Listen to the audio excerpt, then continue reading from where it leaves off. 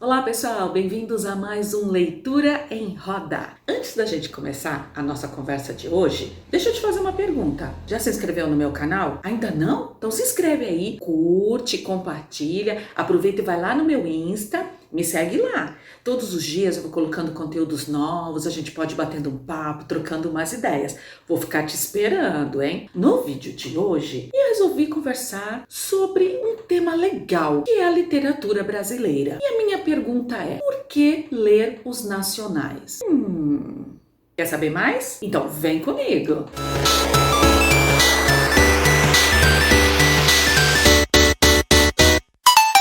Gente, dia 1 de maio é o dia da literatura brasileira.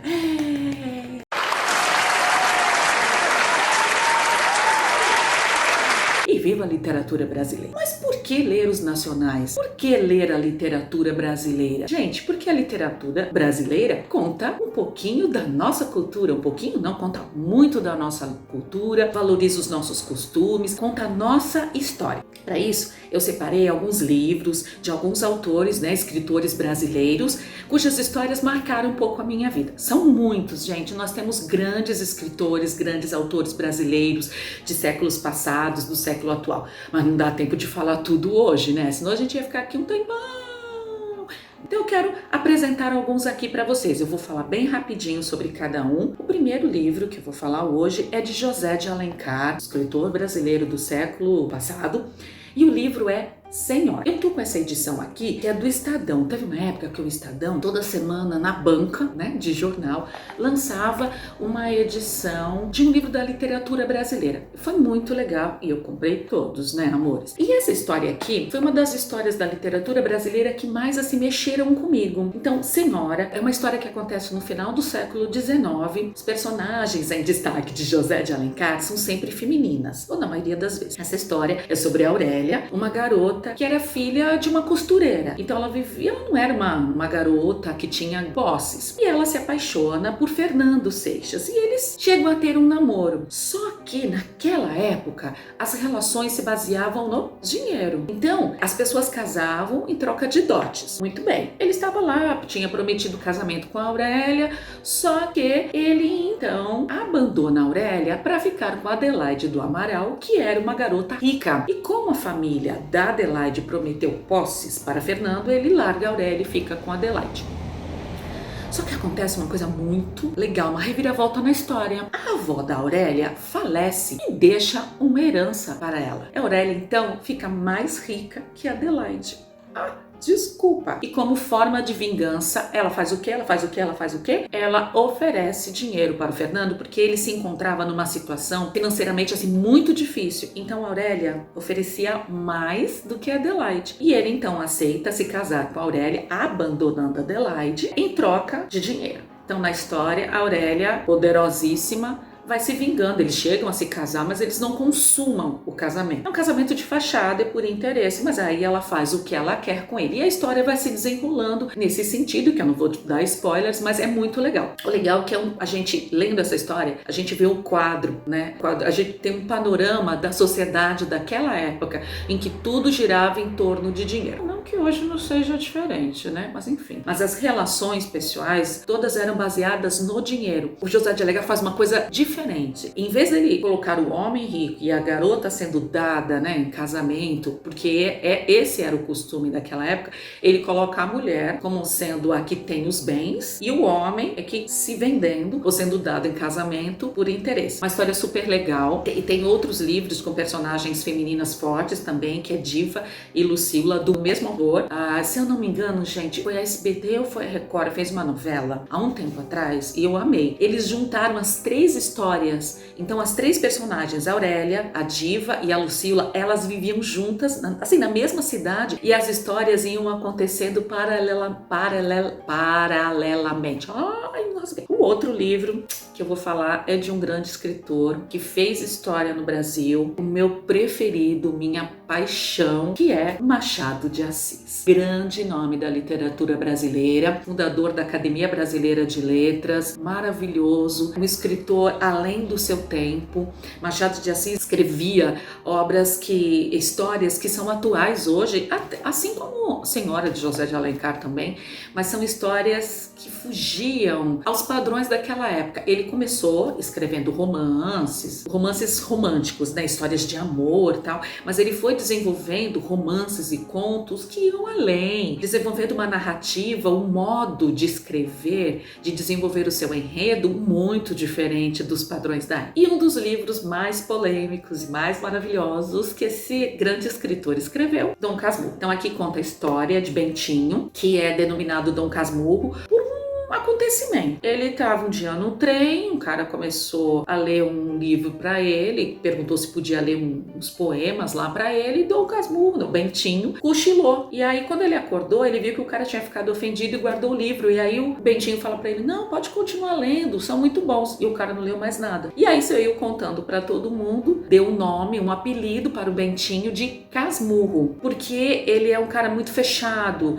no mundo dele. Eu vou ler um trechinho que explica o porquê que ele recebe esse apelido de Dom Casmurro. E é legal para quem não conhece a escrita de Machado de Assis perceber como ele escreve. O narrador conversa com o autor, é muito legal. Ele coloca assim: não consulte dicionários. Casmurro não está aqui no sentido que eles lhe dão, mas no que ele pôs o vulgo de homem calado e metido consigo. Dom veio por ironia, para atribuir-me fumos de fidalgo, tudo por estar cochilando. Também não achei melhor título para minha narração. Se não tiver outro daqui até o fim do livro, vai este mesmo. E não teve, porque ele é chamado de Dom Casmurro até o final do livro. Então a história é Dom Casmurro, né, o Bentinho, ele foi prometido pela mãe, ela prometeu a Deus, a igreja, que daria o filho para o seminário. Então ele está prometido para ser padre, né, fazer seminário para se tornar padre. Só que ele não quer, aí ele conhece a vizinha dele, a Capitu, ele se apaixona, eles fazem uns combinados, eu vou resumir bem a história, tá? Eles fazem um acordo lá, enfim. Ele então acaba desistindo, né, consegue sair dessa promessa. Lá no seminário, deixa eu voltar um pouquinho, ele conhece Escobar, que se tornará o grande amigo dele, o melhor amigo, e o Escobar tem uma ideia, ajuda Bentinho sair do seminário e até consumar o casamento com a Capitu. O Escobar também se tornam grandes amigos, também vai se casar com uma grande amiga, com uma das amigas da Capitu, e eles se tornam famílias bonitas, famílias legais, são amigos. Só que com o passar dos anos, a Capitu não engravida, eles não conseguem ter filhos. E o Escobar, não, eles têm uma linda menina e aquilo começa a balançar um pouco o casamento. Até que Capitu então engravida e tem um menino, e eles dão o nome de Ezequiel. Só que o Dom Casmurro, Bentinho, ele começa a ver semelhanças no filho com um amigo Escobar. Então ele começa a desconfiar que a Capitu o traiu com o melhor amigo e que Ezequiel é filho de Escobar. A história gira em torno dessa suposta traição. Então, durante toda a narrativa, em alguns momentos, você acha realmente que a Capitu está traindo ou chegou a trair Bentinho, que eles têm. Em outros momentos, eu acho que isso é neurose da cabeça, são coisas da cabeça do Bentinho, que é um cara introspectivo, muito fechado, muito desconfiado de tudo. E em nenhum momento a Capitu assume, nem o Escobar, e durante, né, toda a história coisas vão acontecendo, e a gente não descobre, na verdade, e isso não é um spoiler, eu acho que você já deve ter escutado, quem não leu já deve ter escutado, sobre a grande polêmica que gira em torno da traição ou não da Capitu. Então, eu te aconselho a ler, se você ainda não leu, para que você crie a sua opinião, que você desvende a narrativa de Machado de Assis e descubra se houve realmente uma traição ou não. O próximo livro, gente, eu resolvi trazer Vidas Secas, de Graciliano Ramos. É uma história muito legal também, muito forte, sobre o Brasil, sobre a Caatinga. Então conta a história de uma família que está atravessando o sertão, tentando sobreviver em meio à seca, em meio a todas as dificuldades que ali existem. E esse livro é uma história muito forte, né? É uma história muito boa. É em forma de história em quadrinhos, né? Eu cheguei a comprar uma época para justamente trazer essa literatura para os alunos como sendo uma literatura clássica, para aqueles que não têm o hábito da leitura, acaba se tornando muitas vezes difícil iniciar. Então, quando você traz de uma forma mais leve, como é a história em quadrinhos, fica melhor, né? E o legal, gente, é que ele não é colorido, veja, não há cores, como não há cores no nosso sertão. Então, é um livro que mostra realmente a história do sertão e de muitas famílias brasileiras tentando sobreviver em meio ao caos que existe ali. A narrativa aqui também prende e conta uma história fantástica. Esses são os mais clássicos. Claro que existem muitos outros, gente, mas não caberia todos aqui, fica para um outro vídeo a gente continuar falando de grandes clássicos brasileiros, né? Vindo um pouquinho mais para os dias não tão atuais, mas também não tão mais assim lá atrás, tem uma série chamada Série Vagalume, você já conhece, né? Então, eles são livros fantásticos, gente, super ultra recomendo, leitura leve, gostosa, principalmente para a galera juvenil. Então são livros mesmo, infantos juvenis. E eu li todos, né? Assim, na minha adolescência e juventude, eu devorei todos eles. O que eu mais gostava são as Aventuras de Xisto, que é um personagem jovem que vive grandes aventuras. É da escritora Lúcia Machado de Almeida. Ela tem vários livros, várias histórias que fazem parte da série Vagalume. É legal para quem está iniciando a leitura, para você que quer indicar para um filho, para um amigo, para alguém bem jovem, até adulto, tá, gente? Porque eu sou adulta e leio. Que está iniciando a leitura. É um jeito de começar, porque são histórias de aventuras, tem ações e são narrativas gostosas de serem lidas. Esse aqui é Aventuras de Xisto. Seria a história de Xisto e seu fiel escudeiro, seu fiel amigo, chamado Bruso, acho que é Bruso o nome dele. E aqui nessa história ele descobre um livro que fala sobre todos os mistérios e segredos dos bruxos e ele resolve então acabar com todos os bruxos que existem na Terra.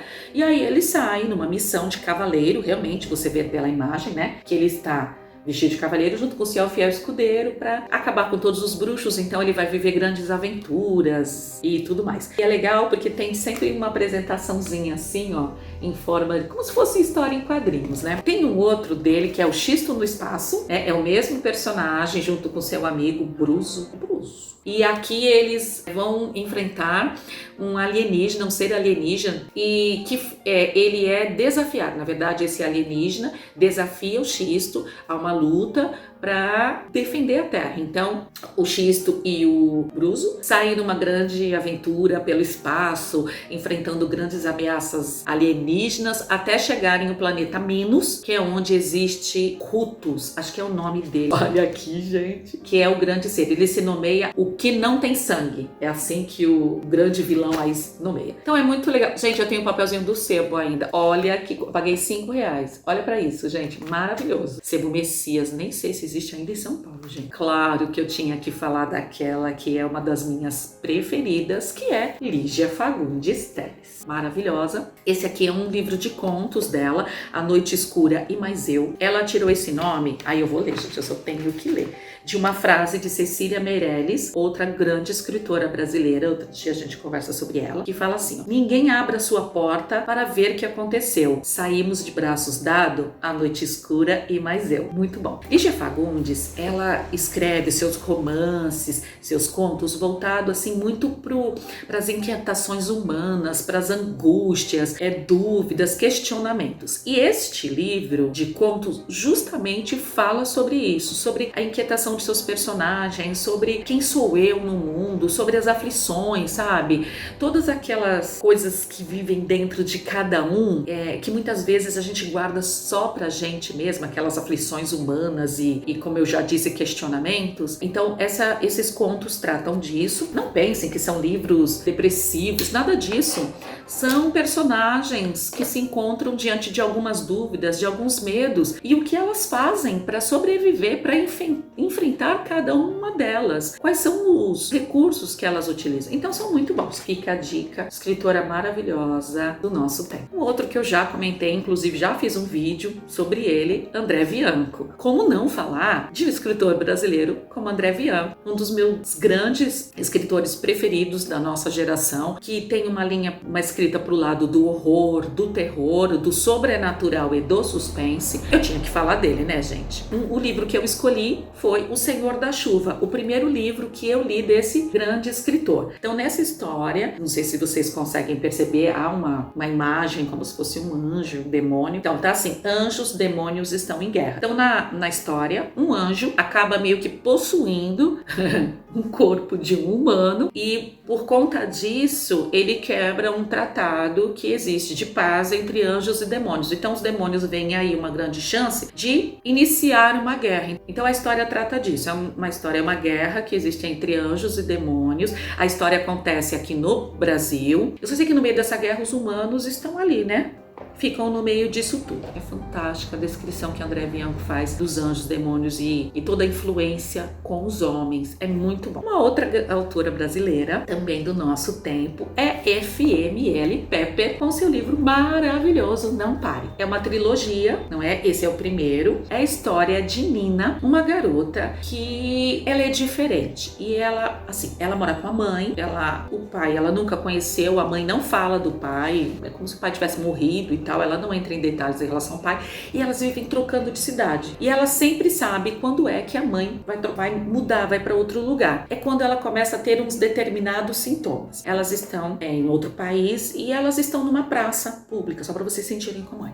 Elas estão andando numa praça e tem um homem fazendo uma exibição com facas, sabe quando a pessoa fica jogando assim facas, tá fazendo malabarismos? Muito bem. Ela vem pensando na vida e tal. Em determinado momento, a Nina sente um formigamento pelo corpo e ela já sabe o que vai acontecer. Então ela sente um formigamento, o corpo dela trava e no mesmo instante ela ouve as pessoas gritando e a mãe se joga sobre ela e a joga no chão. Nesse exato momento, uma das facas passa raspando por ela. Então, todas as vezes que a Nina tem esse sintoma, algum acidente acontece e a mãe muda com ela de cidade. Então a Nina quer ficar num lugar só, né? Ela é uma jovem, se eu não me recordo, tem 17 anos. Aí a mãe dá uma notícia legal para ela, que elas vão voltar para Nova York e vão se estabelecer ali, porque a Nina sente falta de ter amigos, de estar numa escola, tem um lar, né? Ela tá sempre mudando de cidade. Então, muito bem, elas vão para Nova York e a mãe conta que elas vão ficar definitivamente ali. A Nina fica muito feliz. Só que a Nina começa, em alguns momentos, ter esse mal-estar novamente. E ela não conta pra mãe. Só que lá vão acontecer outras coisas. Quando ela sente isso, ela está sozinha. Então, por exemplo, em um dos casos, ela está andando pela rua e ela sente essa paralisação, esse mal-estar, e ela não consegue se mexer de jeito nenhum. Ela está parada numa rua, numa calçada, se eu não me engano, e eles estão colocando eu acho que é um piano, era um móvel, porque como eu disse também já faz um tempo, a gente perde os detalhes, né? Sabe num prédio, quando você coloca pelo lado de fora porque não dá para passar por dentro, então ele tá pendurado. E aqui as pessoas começam a gritar, cuidado, cuidado, cuidado. Então a corda arrebenta e aquilo começa a cair na direção da Nina. E ela pensa, é agora que eu vou morrer. Só que ela sente um empurrão, só que não tem ninguém ali. Quando ela se levanta, no meio da multidão, ela vê um par de olhos azuis, aquele azul diferente, um azul lindo, mas ela não sabe o que é. Isso vai acontecendo. Só que tem um outro porém, gente. Todas as vezes que esse tipo de coisa acontece, sai uma notícia de que alguém ali por perto morreu. De alguma forma, alguém morreu. Então a história, ela vai conhecer a própria morte dela. É muito legal. E ela vai pra escola e ela tem um grupo de amigos e 2 homens vão entrar na vida dela. Um bem bad boy, grosseiro, bem estúpido, tem postura de mal mesmo, de moto, sempre com roupa preta e tal. E o outro é o elegante, é o carinhoso, é o amigável, loiro. Todos os 2 são bonitos e eles vão mexer com a Nina de uma certa forma, só que um deles é o grande vilão da história e o outro é o cara que vai salvar. Então, resumindo a história, para não ficar contando spoiler, a Nina, ela tem uns olhinhos, os olhos, não sei se você consegue ver pela imagem, ela tem os olhos como felinos, sabe? E ela usa lente para disfarçar, porque ela é diferente. E existe uma dimensão, um outro mundo, que seria onde a morte vive. Então a morte é representada por pessoas, por povos, e tem alguma profecia de que uma garota de uma pessoa iria para lá e iria destruir essa dimensão. Só que existe uma outra também, que ela traria equilíbrio, porque nesse mundo os povos não estão unidos, né? Existem vários povos lá, eles vivem em constante guerra, e eles são representações, assim, a morte é representada por humanos, e eles vêm para a nossa dimensão, para a nossa terra, para trazer o equilíbrio, é a morte, né? E só que na história ela vai se apaixonar pela própria morte. Linda, gente, essa história é maravilhosa. A FML Pepper também desenvolve uma história romântica, tem um lance, vai acontecer um lance de amor, mas também tem muita ação, ação, muita aventura, muito suspense, muito mistério. Ai, gente, é tudo de bom. Recomendo. Então é isso, gente. Hoje, para comemorar o Dia da Literatura Brasileira, né, que será dia 1 de maio, resolvi trazer esses livros, falar um pouquinho deles, desses escritores brasileiros fantásticos. E eu digo para você, por que não ler? Né? Eu te jogo uma pergunta, por que não ler literatura nacional, a nossa literatura brasileira? Leiam, conheçam nossos autores brasileiros, conheçam a nossa história, sabe? Os clássicos que mostram como era a nossa sociedade lá atrás, livros que desvendam o nosso Brasil, a nossa cultura, as grandes dificuldades, mas também a luta de um povo que é guerreiro, né? Que enfrenta todas as dificuldades com força, com alegria, com determinação. Então nós temos muitos, gente, escritores brasileiros maravilhosos e temos que valorizar a nossa cultura, a nossa literatura. Valorize. Por isso é importante lermos a literatura nacional, valorizarmos os nossos escritores lindos, maravilhosos brasileiros, a quem eu parabenizo pela grande luta da escrita, por usar a sua espada, que é a caneta, o teclado do computador, e trazer para nós esses mundos maravilhosos e mostrando o nosso Brasil e valorizando a nossa cultura. Um beijo grande para vocês, escritores, autores brasileiros fantásticos, que vocês voem muito mais alto ainda. Espero que vocês tenham gostado, gente. Se você tiver uma dica de algum escritor brasileiro, algum livro que te marcou da nossa literatura brasileira, conta pra mim, traz aqui pra mim, porque eu te trouxe aqueles que mais marcaram. Mas, gente, tem mais, tá? Mas esses foram os que eu consegui trazer dessa vez. Traz pra mim, conta pra mim e me diz o que você acha, se você já leu, se você ainda não leu. Experimente, entre nesse mundo da nossa literatura brasileira. Tem de todos os gostos, gente. Tem romance, tem ficção, tem ação, tem de tudo. Vamos lá, gente. Vamos valorizar a nossa literatura. Vamos mergulhar de cabeça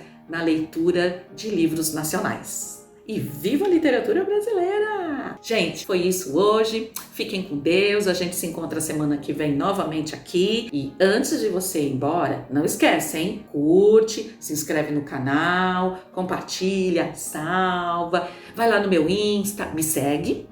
Tá bom? Me segue lá, porque durante a semana a gente ainda vai conversar sobre mais livros, sobre mais novidades, vai bater papo, vamos trocar ideias, eu vou ouvindo as sugestões de vocês, que são sempre muito legais. Vou esperar vocês lá no Insta e aqui também semana que vem. Posso esperar, né? Então é isso aí, gente. Fiquem em casa, se cuidem, tá bom? Fiquem com Deus, beijos literários e até semana que vem. Tchau!